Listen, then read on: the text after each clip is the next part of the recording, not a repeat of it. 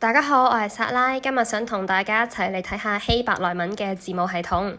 咁喺開始前呢，我想問大家幾個問題，一個小測啦。首先，俾一個字你睇下先，呢個字點樣讀呢？冇錯啦，呢個字係讀 good， 係非常簡單嘅。好，下一條呢個字點樣讀呢？冇錯啦，佢讀你好，或者呢，如果係國語嘅朋友呢，就應該會讀你好，係咪？好啦，下一條呢條呢，如果識日文嘅朋友應該好容易答到嘅，但係如果係香港人呢，應該即刻就可以答到啦。冇錯啦，呢個讀 sushiro 係日文嚟嘅，by the way佢係片假名嚟嘅，係啦。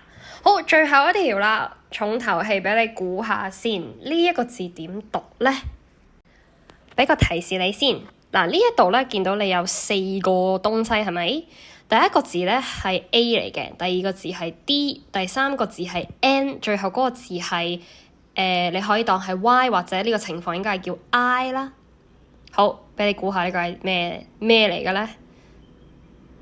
冇錯啦，呢個字呢係讀 Adonai， 亦都係上帝咁樣嘅意思。好啦，頭先咧我就舉咗幾個唔同嘅語言做例子啦，有中文啦、日文啦、英文啦，仲有個希伯來文嘅。我俾你估下啦，根據頭先呢一個 Adonai 呢一個字咧，你估下希伯來文嘅文字系統同頭先呢3個文字系統邊一個最相近呢？同邊個最近呢？好啦，個答案就係咧，個個都唔近嘅。不過咧，最近咧，可能係英文啦。咁啊，等我解釋一下先。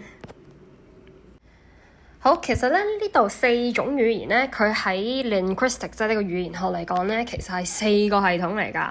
咁咧，首先我解釋一下啦。例如英文呢一個 good 呢個字咧，佢咧係一個叫做alphabet 嘅系統，咁我哋即係一講 alphabet，你都即刻諗到 A 至 Z 啦，冇錯啦，佢就係成個系統咧有 A 至 Z，總之無論你點砌，都係 A 至 Z 會砌到啲字出嚟嘅。咁當然啦，佢一定包括呢一個嘅母音 consonants 同埋呢一個嘅響音 vowels 啦。舉一個例 ，good 呢個字咧 ，G 同 D 咧 ，G 同 D 咧，就係其實佢就咁係發唔到音噶嘛。咁佢呢個就叫母音啦 ，consonants 啦。咁佢中間夾咗2個 O。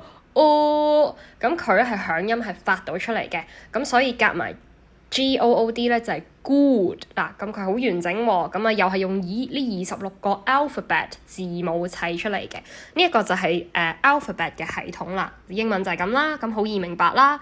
下一個咧就係中文啦，中文咧係相當困難嘅，中文咧佢個系統叫做 logographic 啦，或者中文譯出嚟叫語數文字啦，但係非常難理解啦，你用英文會容易啲明嘅 logographic， 即係咩咧？佢每一個字都好似個 logo 咁噶，佢其實已經唔算係一個 alphabet 咯，因為你諗下。例如我哋個你好個你字，你唔能夠將佢同英文個 A 或者 B 或者 C 對比，完全係唔同嘢嚟㗎。佢基本上係一個即係好似以前象形文字咁樣，有一嚿嘢，有個 logo， 佢自己本身已經係一個複雜嘅一個 logo， 但係咧佢就有一個佢自己就有一個發音嘅咁樣。所以中文咁難嘅原因就係因為你每個字都唔同發音㗎喎。如果你係冇見過嗰個字咧，你係唔會知佢點發音啦。你係一定要即係不斷地接觸，然後去學習，你冇辦法好似英文或者日文甚至希伯來文咁樣咧，就你學咗一個大概佢有個syllable 或者係佢有一個嘅 alphabet， 有一個總之係嗰50啊嗰20幾個字，咁然後你就可以拼到出嚟。中文係冇得拼嘅嗱，即係我哋先唔論普通話，我就咁講廣東話最原始嘅中文。咁樣啦，咁呢個咧就叫 logographic 啦。咁希伯來文當然係同佢完全唔一樣啦。好啦，下一個咧就係日文啦。日文呢一個叫做乜嘢咧？佢個系統叫做syllabary啊，就係音節文字。咁啊，佢有啲似英文嘅。我哋先唔理佢有漢字嗰一 part 啦嚇，其實佢相對地似英文多啲咧，就係佢又唔係呢一個 alphabet 嚟嘅，佢係一個 syllable 嚟嘅。佢一個音咧入邊已經包含咗呢一個響音 vowel 同埋呢一個 consonant 一個母音。我舉一個例如 sushiro 個 su， 佢本身已經有 s 呢一個嘅響音，唔係響音呢一個嘅 consonant 母音同埋 u 呢一個嘅響音 su， 佢自己已經係即係點講咧？一個 set 咁樣咯，即係一個 lego 咁樣咯，你砌落去就得㗎啦。咁日文，所以點解啲人成日都話有50音嘅，記完50音就冇嘢㗎啦。因為你記晒嗰50音咧，其實你任何音都會發得到㗎。佢比佢仲要唔使砌添，英文仲要你有時候佢個 spelling 你砌完你唔知佢點讀都有呢個情況，但係日文係冇嘅，因為佢見到嗰個音佢就一定係發嗰個音咯。例如呢一個就係書，呢一個就係 she， 呢個就係 law， 佢無論去到咩情況佢都係讀呢一個音。所以日文個如果純粹論發音，佢個系統係幾得意，即係幾容易幾得意嘅。咁呢個就係叫譯出嚟叫音節文字啦，但係我哋用英文會容易啲理解啦，就係 syllable 咁樣啦，syllabary syllable 咁樣啦。好啦，最後希伯來文啊，我哋今日要學習嘅嘢，佢係乜嘢系統咧？佢係一個叫 abjad 嘅嘢嚟嘅，咁啊中文譯出嚟就叫輔音音素文字啦，非常難理解，你記 abjad 啦。不過 abjad 呢個字都有啲難理解嘅，所以我解釋一下啦。點解我話佢似英文咧？因為咧，其實你見到頭先我解 Adonai 呢個字嘅時候咧，我已經俾咗提示你啦。有一個字係代表 A， 有一個字係代表 D， 有一個字代表 N， 有一個字代表 Y 或者 I， 咁你可以砌。但係問題係乜嘢咧？就係你發現，如果我淨係俾 ADNI 你咧，ADNY 啦，你係砌唔到，你係讀唔到呢個音㗎。咁樣你係砌唔到，因為佢全部都係咩咧？全部都係 consonant， 係母音嚟嘅。問題係乜嘢啊？佢冇響音，所以你見到咧，佢個響音擺咗喺邊咧？佢個響音咧係用咗一啲點點、橫線、一啲嗰個文字以外一啲輔助嘅符號咧嚟去代表個響音，呢個就係希伯來文嘅系統啦。順帶一提，阿拉伯文都係咁樣，都係呢個系統嘅，就係輔音音素文字 abjad 咁啊。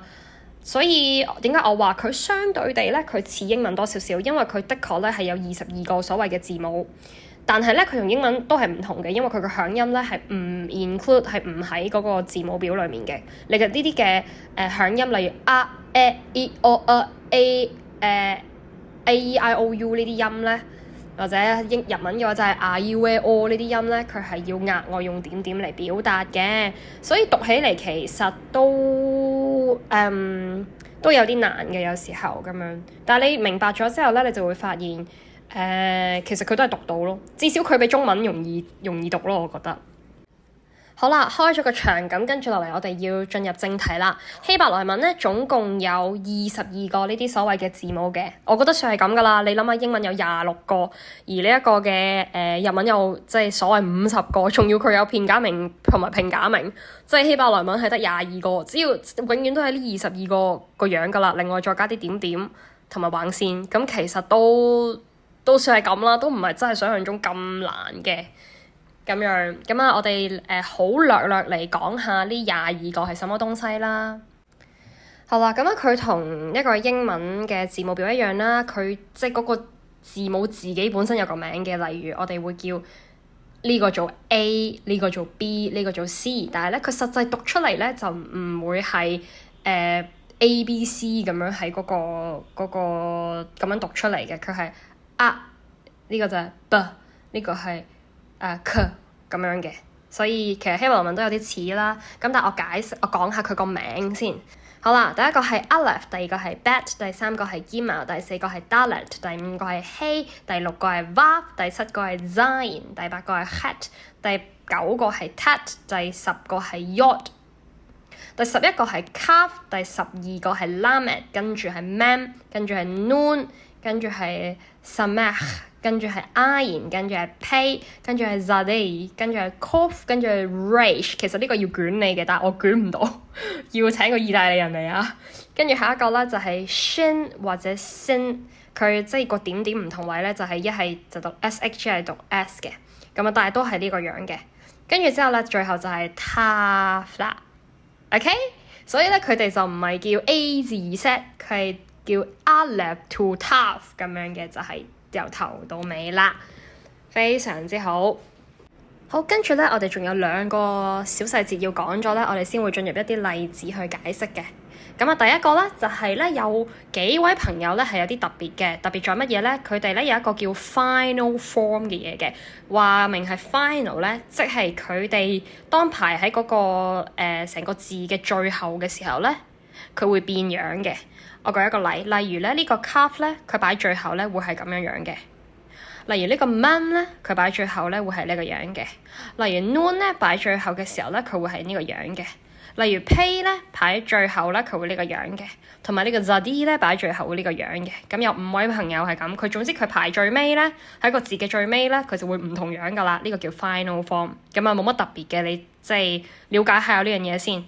咁啊下一個咧，我哋就要講一樣嘢咧，叫做 dagash。咁咧 dagash 係乜嘢咧？有時候咧，你喺文字希伯來文嘅文字裏面咧，你會見到無啦啦中間點解有粒點咧？嗱呢一個點咧，同我頭先講話用嚟當做 A E I O U A E O U 響音嗰啲點點橫線係唔同嘅。呢個東西咧叫做 guttural， 佢咧就會黐咗喺個字嘅中間，佢係唔代表任何，佢係冇音嘅，呢個冇音嘅。但係佢係點咧？佢有佢嘅時候咧，有一啲字咧佢會變聲嘅。咁咧要轉音嘅咧唔係好多嘅啫。舉一個例，呢個咧呢個 bat 咧原本咧就係讀呢一個嘅 v 咁樣嘅音嘅，v 音嘅。咁但係咧，如果佢有個點點呢個 dagash 喺中間咧，佢就會讀咗 bat 啊。所以例如有一個字咧叫做 bite 呢個字咧就係你見到中間有個點點啦，所以佢唔係讀 bite，佢係讀 bite 啦。咁佢係 house 咁樣嘅意思咯，即係所以就係咁啦。你見到個點點啊，我就知啦，係讀係 b 係 b 唔係 v 唔係 v。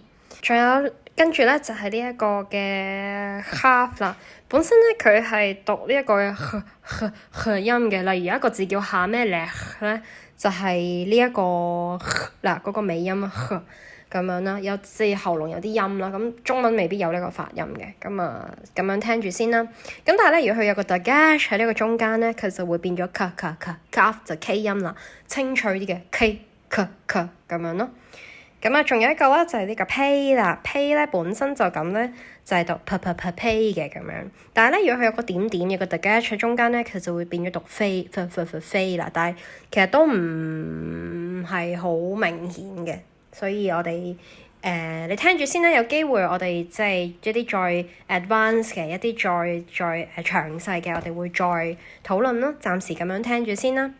好啦，講完咧有關字母嘅一啲細節啦，咁啊跟住我哋就跳落去呢一個嘅響音啦，因為我哋暫時而家都係得啲b、d、ka、m 咁樣嘅嘢，咁我哋係未有響音嘅，未讀到，例如 tov 嗰個呢個音，例如 Adonai 嗰個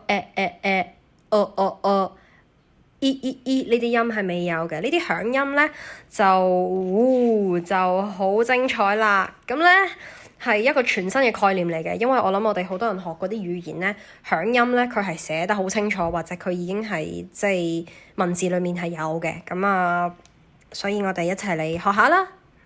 好，首先佢嘅響音咧，其實都係5個嘅啫，都係 A E I O U E O U 嘅咁樣E O U 應該係話咁樣啦。咁啊 A 呢個 sound 咧咧，佢有幾個樣嘅喎。嗱，呢個係呢個又係呢個樣咧都係讀嘅。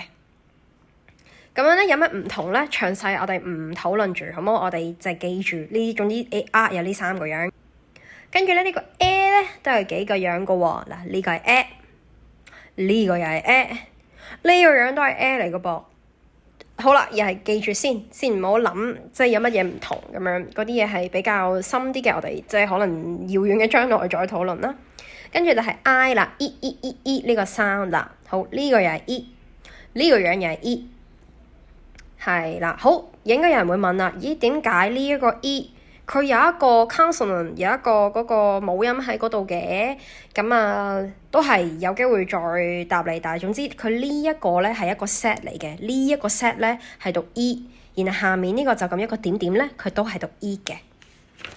好啦，下一個啦，就係 U 音啦。呢個樣咧係 U， 呢個樣咧都係 U。好啦，冇錯，佢又係 include 咗一個 consonant 一個字母落去就係 vav 啦。咁咧，但係又係佢呢一個樣咧，呢一個樣係讀 U 嘅。好，最後咧就係 O 音啦。呢個樣又係 O。呢個樣又係 O， 呢個樣又係 O， 呢個樣都係 O， 又係嘅，佢又係有個 verb 喺入邊嘅。不過呢個情況呢一個樣咧，佢係一個響音一個 o 咁樣嘅音嚟嘅，就唔係讀 v 啦。OK， 冇錯。所以咧，我哋有齊我哋要嘅嘢噶啦。我哋嚟試下砌字，試下識讀嗰啲字先。好，第一個我哋嚟試幾個字啊！第一個試下 shalom 呢個字先。shalom 就係以色列人打招呼，亦都係有平安咁樣嘅意思啦。好啦，shalom 你見到咧有1、2、第三個唔計嘅，所以其實佢總共咧係有3個字母嘅啫。第一個係 shin， 咁咧係擺喺點擺右邊咧，所以係 sh 就唔係 s 啊，係 sh。第二個咧係 lamed， 就係 l 啦。好，第三個係 mem。好啦，呢一個 mem 咧，頭先我哋討論過啦 ，final form 佢擺最後，所以係呢個樣嘅，個口係閂埋嘅。好啦，我哋有 sh， 有 l， 有 m， 有 sh， 有 l， 有 m。嚟啦，響音我哋睇下啦噃。好 shin 嘅下面有個咁樣嘅東西。好，我知道有啲朋友即刻會問噶啦，喂 o 又係咁樣，r 又係咁樣，我點知啊？個答案咧就係、你讀得多你就會知噶啦。不過我咧唔使擔心，大部分時間咧佢都係讀 r 嘅，大部分都係讀 r 嘅。咁所以你呢個情況就係 r 啦，佢所以係 sh 加 r 就 sha 啦。OK， 好啦，跟住第二個啦，頭先我提過你啦，呢一個咧唔係我哋即係嗰個 consonant 嚟嘅，佢係一個響音嚟嘅。呢個係乜嘢咧？考下大家記唔記得呢個係 a-e-i-o-u 邊個音啊？冇錯啦，佢係 o 音嚟嘅，成嚿嘢呢一個係 o 嚟嘅，所以呢一個係 l 加 o 就 lo 啦，後面再加個 m 咧就係 lom 啦，所以成個砌出嚟就係 shalom。咁啊，我哋讀得 native 啲，即係或者唔好咁機械咧，就 shalom，係啦，就係咁樣啦，非常簡單啦，嗬。好，下一個我哋嚟試下啦，我估應該睇呢條片好多人都係信基督教啊，或者係對基督教有興趣嘅人啦，我哋嚟即係講下我哋親愛嘅 Yeshua 個名啦。好，耶穌咧係絕對係一個翻譯嘅名嚟嘅，佢唔係會耶穌嘅，佢唔係咁樣嗌嘅，佢叫 Yeshua 嘅。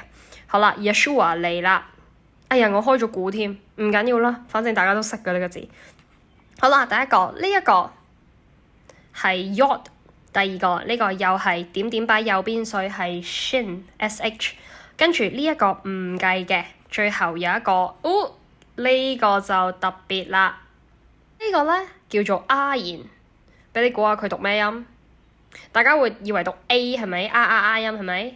錯啦，佢係冇聲嘅，呢一個係 omit sound 嚟嘅。嗱，如果有朋友讀過法文咧，就應該會覺得即係好 understand 呢個咩叫 omit sound 啦。佢係冇聲嘅，所以你當佢讀音嚟講佢唔存在，但係個文字裡面咧佢存在嘅。好，所以我哋有乜嘢音咧？而家有 y 有 sh 同埋跟住就冇啦，冇同埋啊，冇啦，跟住好啦，所以呢個時候嘅響音就好重要啦噃。好，第一個 y 下面有2個點點。問下你先，2個點點係 a-e-i-o-u 邊一個音啊？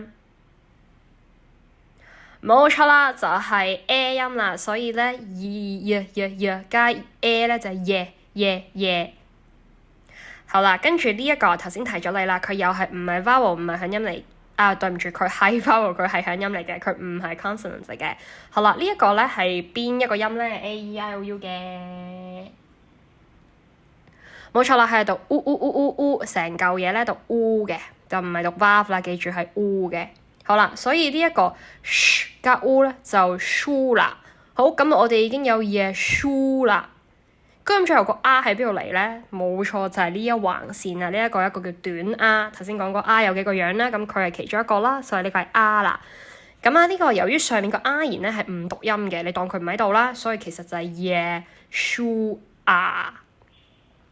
咁樣啦，所以就係冇錯啦，就係我哋講嘅耶書亞啦。有啲人會譯出嚟，其實耶書亞譯得頗為相近噶啦，已經就係 Yeshua。所以佢嘅 r 咧就大家記住啦，唔係嚟自呢個 r 言嘅，佢個 r 係嚟自乜嘢咧？嚟自下面呢一個嘅響音嘅。好啦，下一個咧。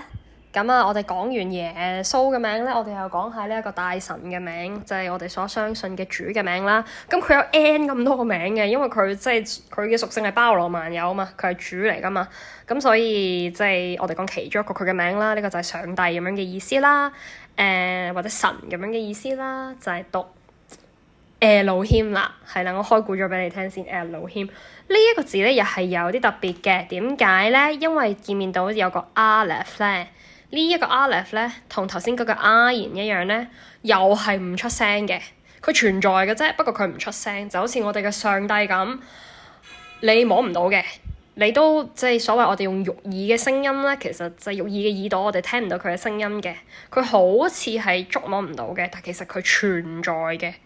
佢存在嘅，亦都係非常重要嘅。咁啊，所以你咁樣諗，你咁樣記啦。Aleph 呢個音咧又係冇聲嘅，所以佢唔係讀，佢唔係呢個音，佢冇音嘅。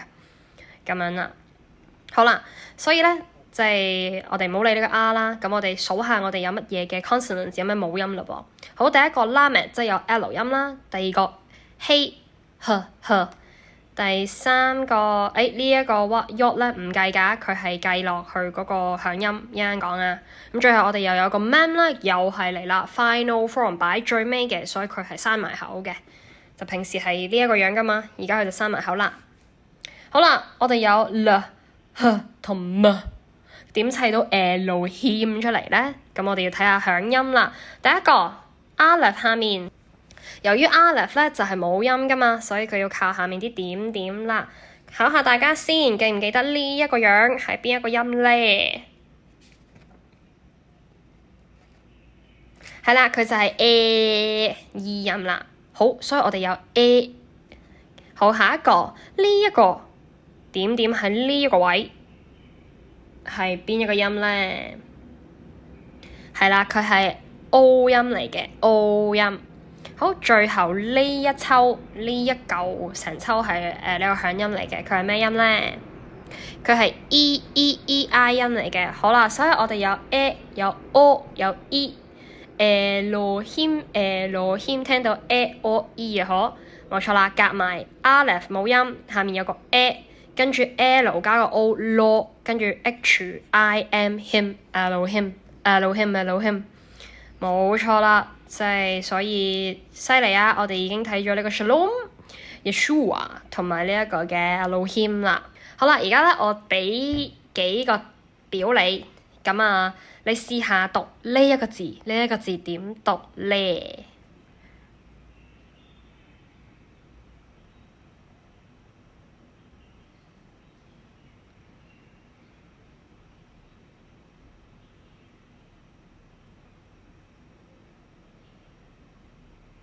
冇錯啦，呢個字咧係讀 Sarah，即係邊個名啊？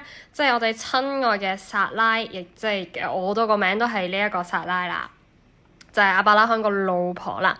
咁我哋嚟解下啦噃。首先我哋講下一啲 consonant 先啦。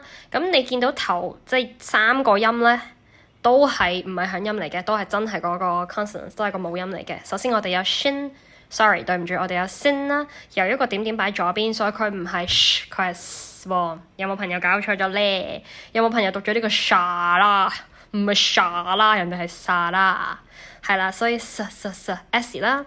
跟住呢一個簡單啦 ，rage 就係 r 音啦，最後有個 h 擺喺後面啦。佢基本上唔係好發到個音嘅，但係佢就啦咁樣咯。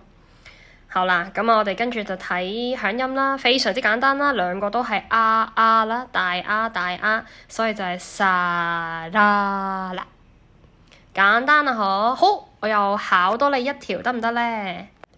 好啦，考下你先，呢個字點讀咧？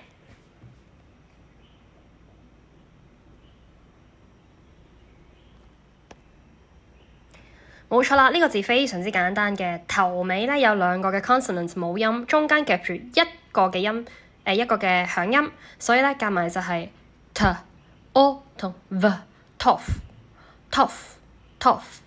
呢個字解乜嘢咧？解 good 嘅意思啦。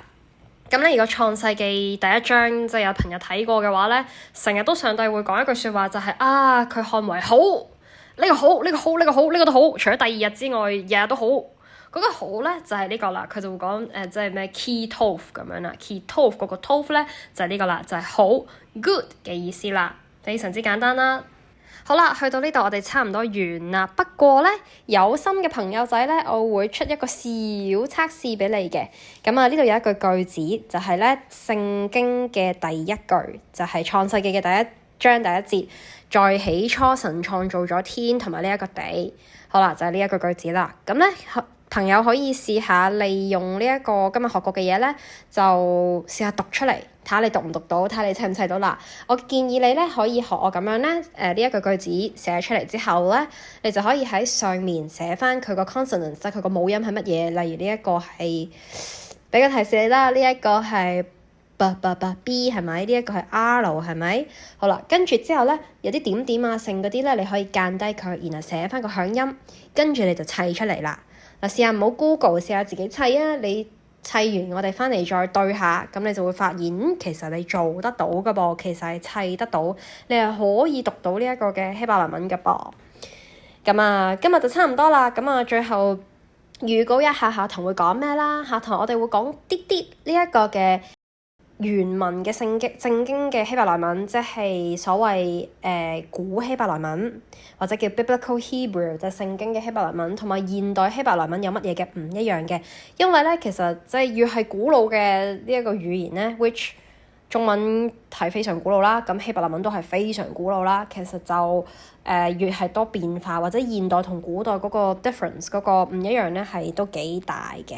咁樣特別佢哋牽涉到即係呢一個係有一啲所謂宗教嘅成分喺裏面咧，就有更加多特別嘅規矩咁樣嘅。咁啊，我下堂會講有乜嘢唔一樣啦。跟住之後咧，就會講多少少，仲有少少咧，我哋有關希伯來文嘅讀音嗰啲文字點讀出嚟，點睇，有一啲基本嘅嘢，仲要再學多一點點。最後咧就會講下。